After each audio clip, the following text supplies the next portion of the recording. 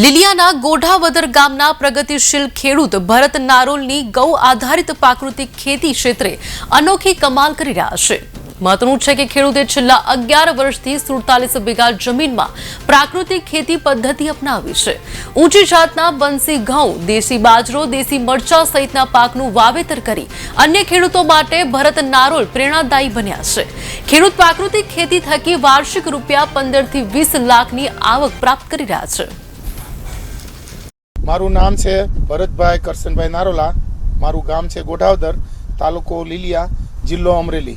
આજે હું પ્રાકૃતિક કૃષિ સુભાષ પાલેકર પ્રાકૃતિક કૃષિની વાત કરી રહ્યો છું। આજે હું 11 વર્ષથી 2013 થી હું ખેતી કરી રહ્યો છું।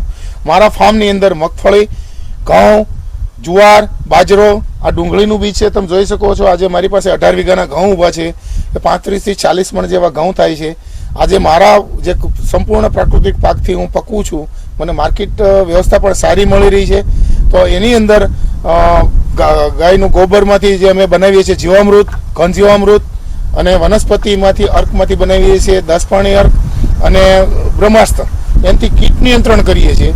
તો ખેડૂતોને આ તરફ ખર્ચ વગરની ખેતી છે, આમાં ખર્ચ નથી, તો ઓછા ખર્ચે ખેતી થાય છે અને માર્કેટ વ્યવસ્થા પણ સારી છે। લોકોને સમજણ પણ અવેરનેસ આવતી જાય છે અને અમારા સંપૂર્ણ પાક આજે 10 વર્ષથી વેચીએ છીએ, તો બજાર વ્યવસ્થા અમારે ઓટોમેટિક મળી રહી છે।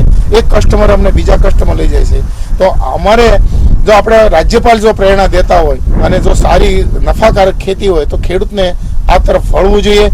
ચોક્કસ મારો કોન્ટેક્ટ નંબર છે 9789 2049। કોઈ ખેડૂત કોન્ટેક્ટ કરશે, અમે એને સંપૂર્ણ માહિતી આપશું।